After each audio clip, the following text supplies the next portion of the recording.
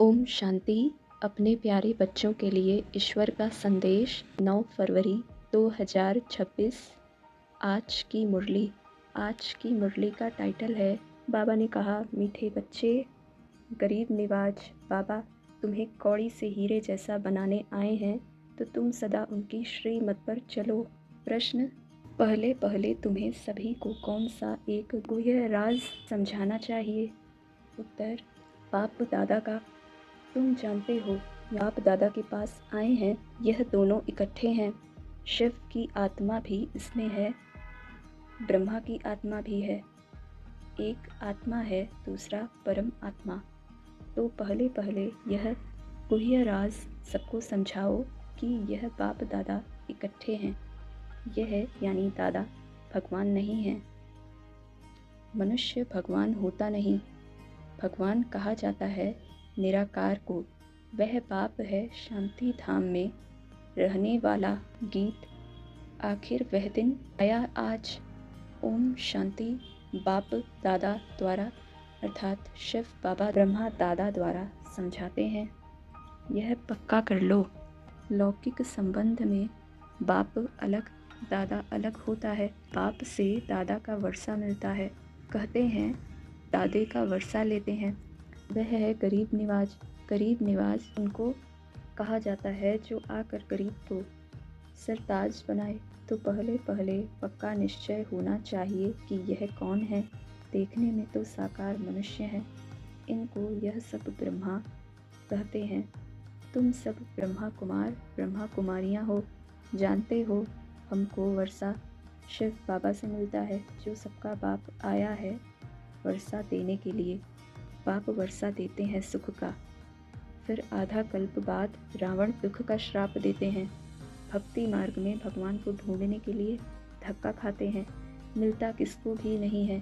भारतवासी गाते हैं तुम माता पिता, फिर कहते हैं आप जब आएंगे तो हमारा एक ही आप होंगे, दूसरा न कोई, और कोई साथ हम ममत्व नहीं रखेंगे, हमारा तो एक शिव बाबा।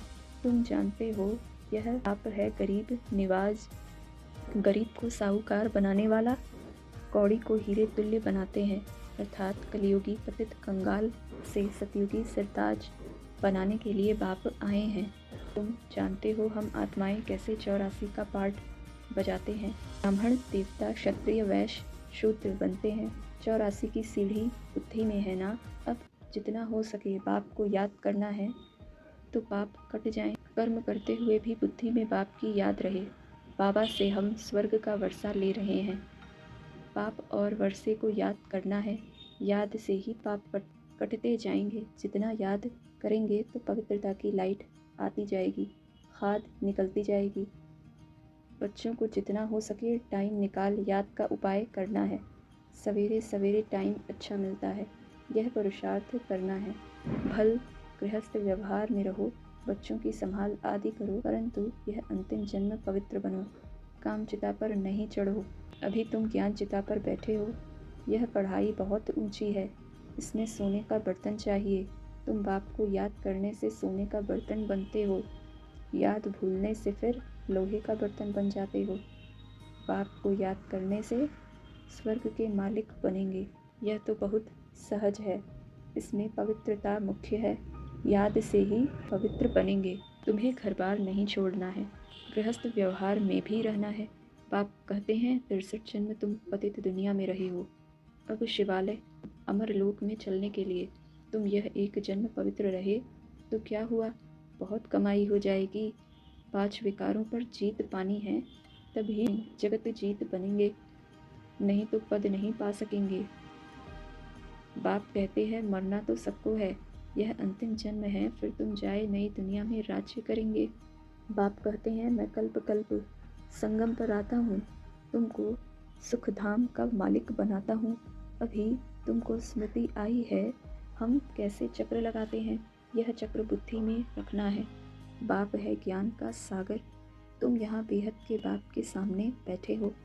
ऊंच से ऊंच भगवान प्रजापिता ब्रह्मा द्वारा तुमको वर्षा देते हैं, तो अब विनाश होने के पहले बाप को याद करो, पवित्र बनो। अच्छा, धारणा के लिए मुख्य सार। पहले पॉइंट, बाबा ने कहा, निरंतर बाप की याद में रहने के लिए बुद्धि को सोने का बर्तन बनाना है।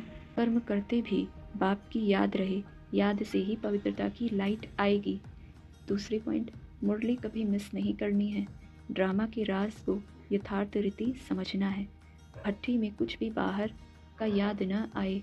वरदान, आपस में एक दो की विशेषता देखने और वर्णन करने वाले श्रेष्ठता संपन्न होली हंस भव।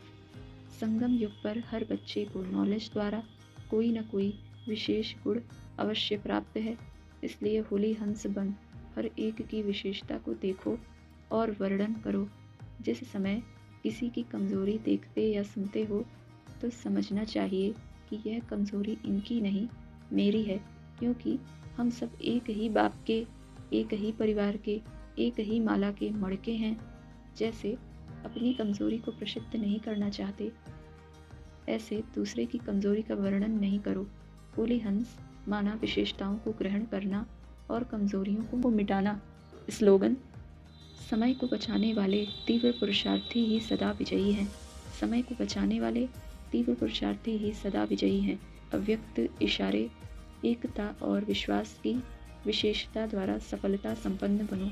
जैसे मड़कों की विशेषता होती है, एक जैसे मड़के माला के एक ही धागे में पिरोए जाते हैं, ऐसे आप सभी वैजंती माला के मड़के भी जब एक मत, एक की ही लगन में एक रस स्थिति वाले एक दिखाई देंगे, तब ही माला में पिरोए जाएंगे।